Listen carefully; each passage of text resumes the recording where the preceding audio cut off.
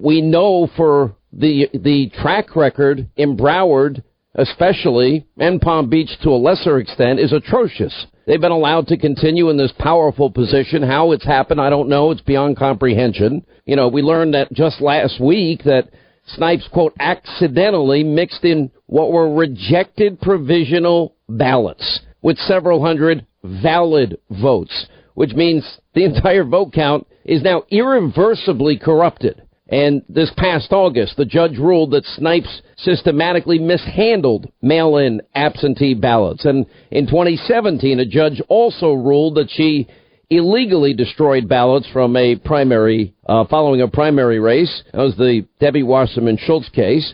And we have Broward County election results were posted online in 2016 before the polls had even closed. And you go back to 2012, 1,000 uncounted absentee ballots mysteriously discovered in Broward County a week after the election.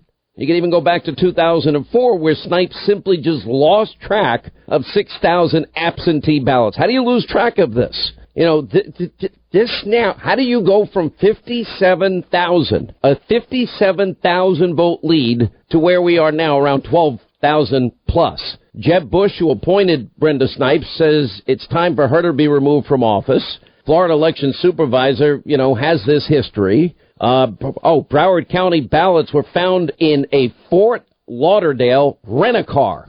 That was big news yesterday. And, of course, Debbie Wasserman Schultz, so she was happy that those ballots were destroyed before the legal time that it was allowed. A lot of laws have been broken. We also have a case in Georgia, Gateway Pundit reporting, that, in fact, 80% of new ballots that were discovered in the governor's race, of the 5,569 votes, 4,804 went for Stacey Abrams. They found these Saturday.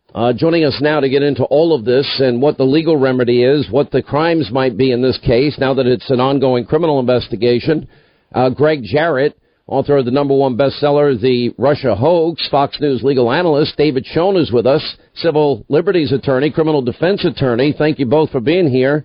Let's start with the law, Greg, and specifically, if we now have this investigation ongoing, well, we know certain laws were violated, which I've been listing every day. Oh, they were. Brenda Snipes is the epitome of gross incompetence and recklessness.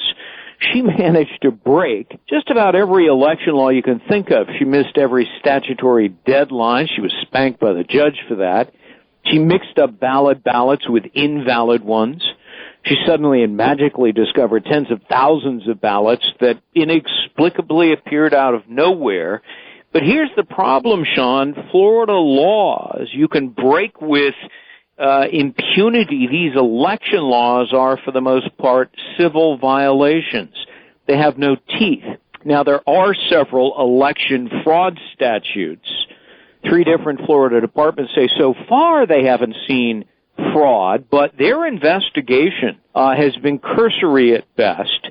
So as you point out, it is good that Pam Bondi, the Attorney General, has ordered a complete and thorough investigation to determine if crimes have been committed. Is Snipes capable of fraud? Absolutely.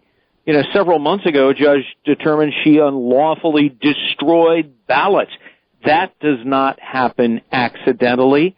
That is intentional. And every election she's handled for the last 16 years, every one of them, have been marred by her incompetence, if not corruption. David Schoen, your thoughts legally? Well, legally and as a matter of policy, I mean, the whole situation is very, very troubling.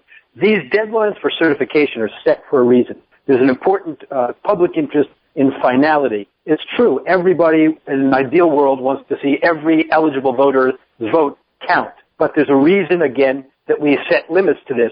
These provisional ballots, you know, for example, in Georgia, there are 21,900 provisional ballots. Provisional ballots means people with this question about their eligibility. They may have voted in the wrong precinct or something like that. This judge in Georgia now has changed the certification deadline from this evening until Friday.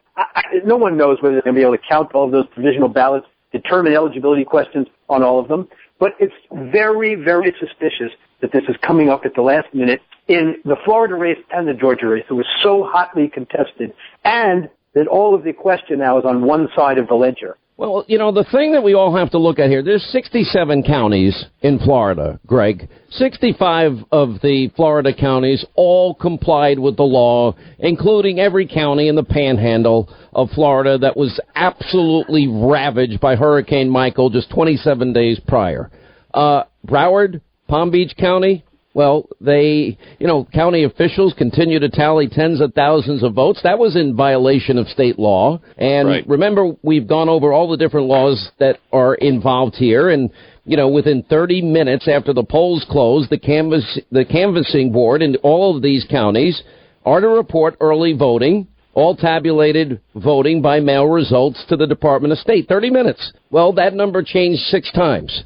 And nearly 80,000 plus votes added in the case of Broward County, 15,000 Palm Beach County. And we also know that, the canvassing board expects every 45 minutes, they expect a vote count update until the results are completely reported. That never happened.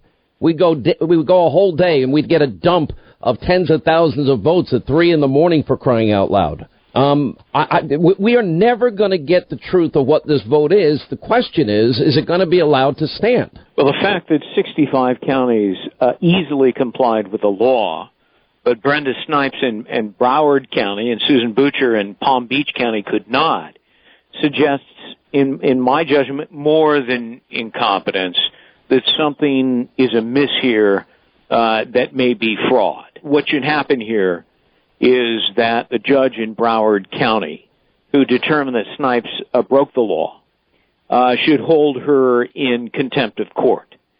That would trigger a criminal penalty and not just a civil fine. Mm-hmm. That hasn't happened. It should happen. David. I want to tell you, in Broward County in particular, and there's a reason the focus is on there, they've had problem after problem, as you know, from Gore Bush. But even in this most recent election, it's not just these big races. They had an election recently for a Broward County judge.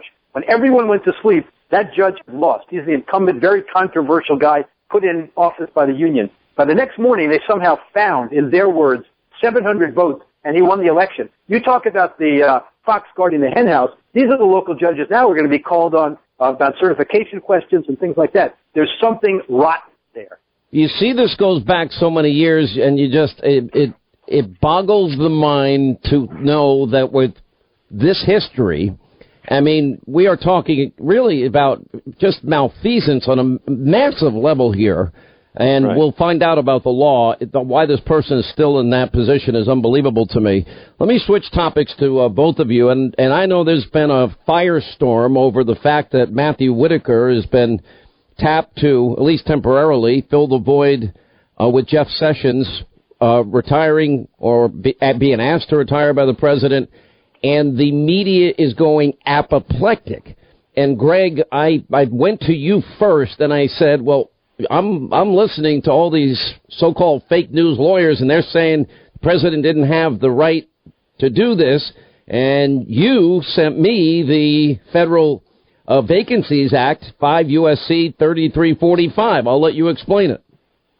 It says the president can appoint a person holding a Senate-confirmed office or, and this is the important part, quote, an officer or employee of such executive agency who has served in a position in such an agency for not less than 90 days. So Whitaker easily meets that second legal standard.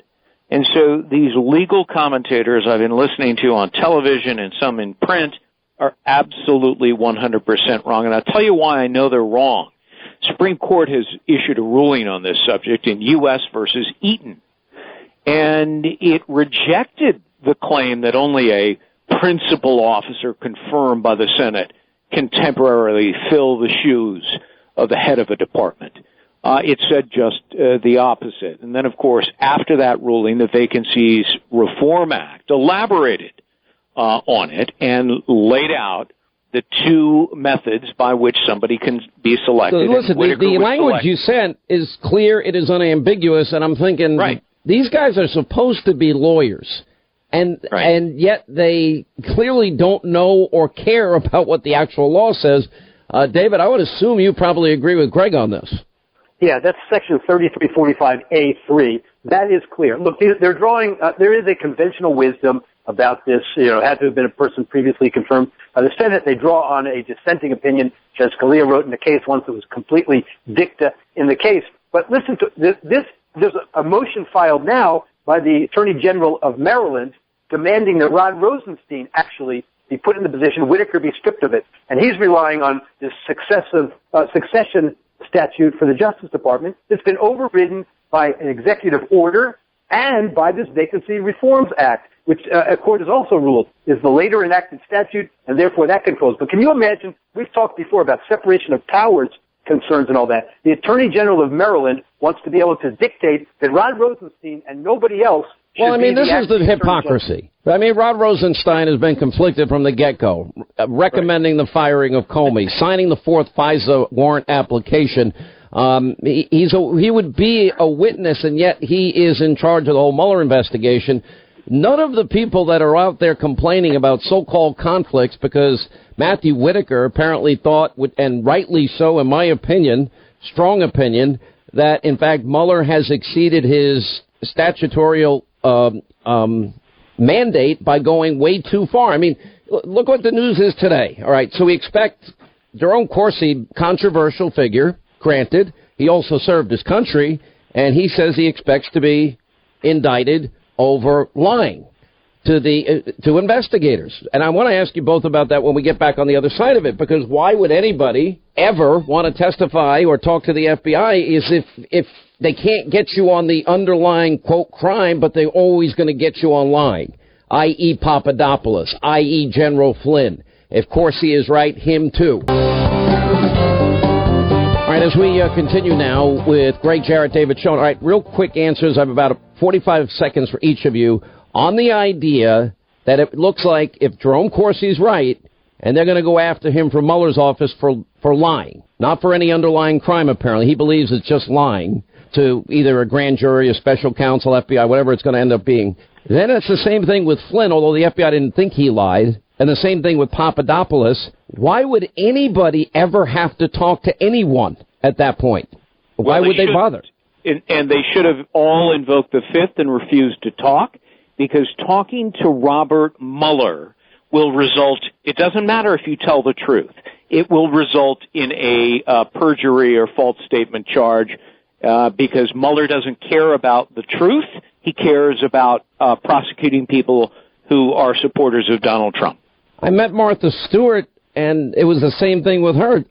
David, they didn't get her on any underlying crime. It was, quote, lying about what, or an inconsistent answer. Nobody has a perfect memory. I mean, how do you tell the difference between a bad memory and a lie? Right, and that's the point. That's the problem when you have a committee like Mueller's, which has a complete agenda, when you have people like Andrew Weissman who've made a career out of doing this kind of trickery.